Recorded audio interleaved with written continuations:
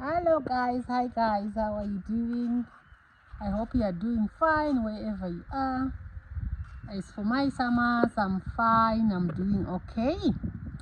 Today is 1st of March 2025. I like to mention dates for my videos, so you know what day it was, what month, what year it was that I took the video, because some of my videos, they are delayed. I do the videos and then I don't post them until later. So today I'm going to talk about water selling business. For those who are new to my channel, my Summers talks about relocating from UK to Zimbabwe, where she is now, where she's trying to hustle. So while I'm hustling, I managed to get into water selling business. That is last year, 2024, around September, October, November and December. There was drought.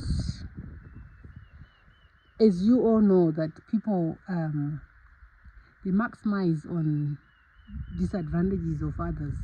Like, if it makes sense what I've just said, people were struggling. There was no water. So there was a guy who kept encouraging me to do the water selling business. He kept saying, "You've got a lorry, you're parking it, it's doing nothing. Why don't you do this water business? Start with me. I will buy it myself." He was molding bricks just outside our gate, just there, just outside there, somewhere there. So he said, you need to start doing this. And I was like, oh, okay, because he kept coming. And then I gave him, I went to Harare, bought some water tanks. These are 1,000 liter tanks. Yeah, so this is 4,000 liters of water. So what we did is we started delivering to people that we know around here. And then people got to know about us, and they were calling us because we have plenty of water in our bowl. Our bowl has plenty of water. We can't even finish it. To think that we would deliver, like, sometimes maximum 12 of these, which is three trips. It's a lot, because to fill up these 4, you need 2 hours to fill up just these 4, to fill them up from the main tank over there. You need 2 hours to offload. We bought a pump, a water pump. At first we were siphoning it. I don't know how the guys were doing it. They were putting a pipe on here, on there, on the outlet there, and then they will siphon the water to wherever it was going. But then we started having customers who had their tanks up, and siphoning was not an option. So they would struggle, or they would lose those customers. So I went to Harare and bought a small pump. This one, this pump here, it's in a bad shape because there was an accident. Something fell on top of our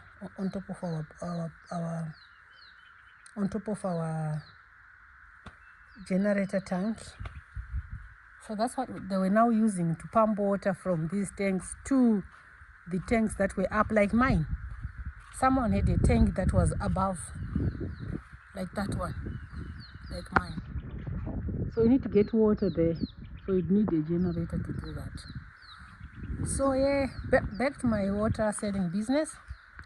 It was okay, it was profitable, but at first it was time consuming. The guys would go, they would face challenges, this and that, And sometimes I would just say I'm tired, I just want to give up because of the problems they were facing. This one break, this one broke, that one break, and I was like, you know what, let's just stop it. But then we soldiered on. You might want to know how much we were selling. This one alone was $15 US dollars. So if you carry 4, it means you have $60. $60 for the 4, 15, 15, 15, 60. So if you go like 3 times, you have like 180. There were days where we could clock that.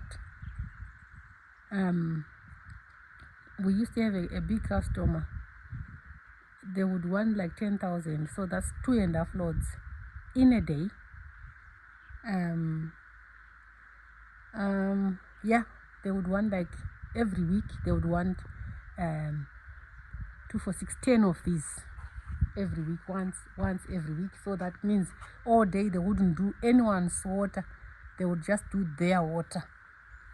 So this is what happened. So we managed to do a few things with the money that we made from the water business until it started raining.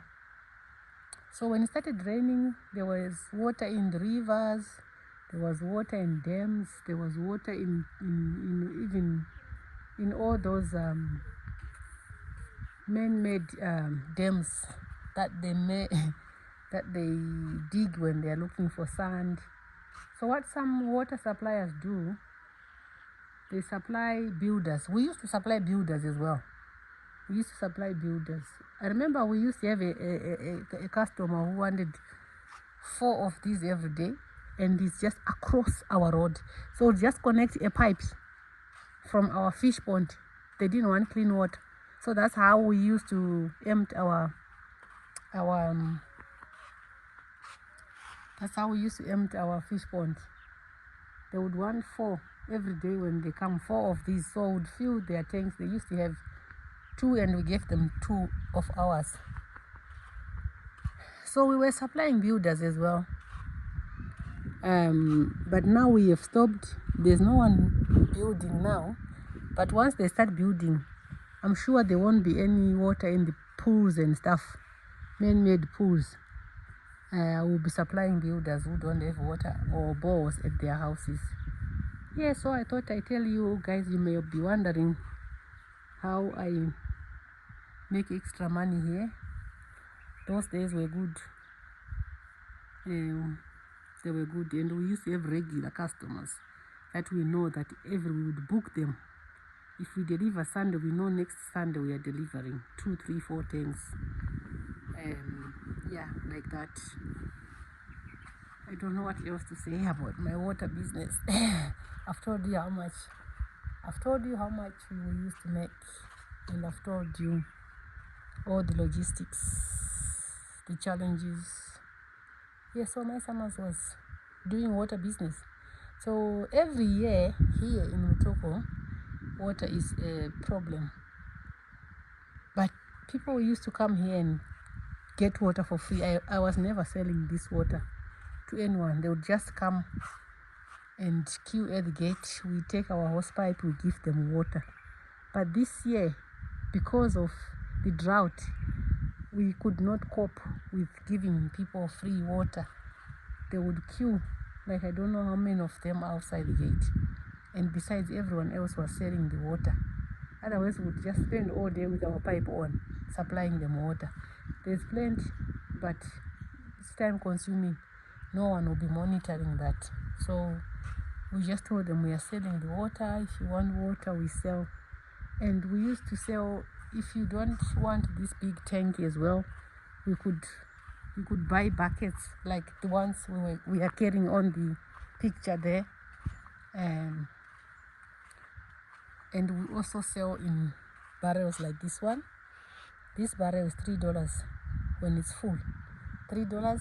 This one gets up to 12 buckets, in 11 to 12 buckets.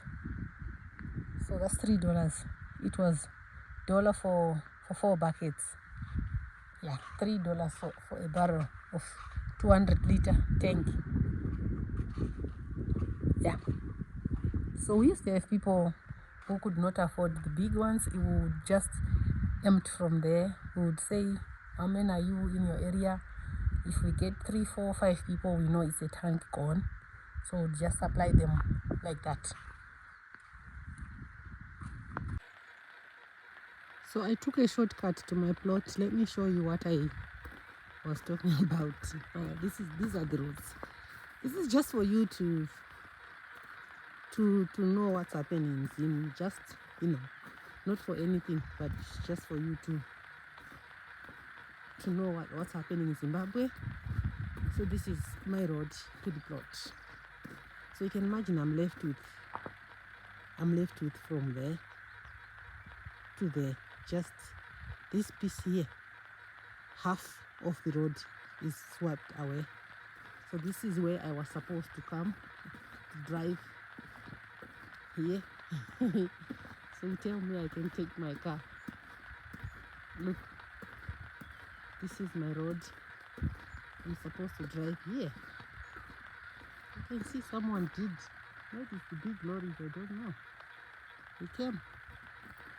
You can see the prints. Someone managed. But I can't risk it with my car. It's like this. The road is like this. Like that. I think this is the worst part. The rest at the bottom there is just waterlogged. Yeah, it's like this. Here I'm left with from there to there. This is as far as my wheels can. That's our road to the plot. So we're having to walk. At least it's not far. We can just walk 20-25 minutes max, and we are there. That's our road, Zimbabwe roads. And it's west in the town center. It's west in the location there. It's west. This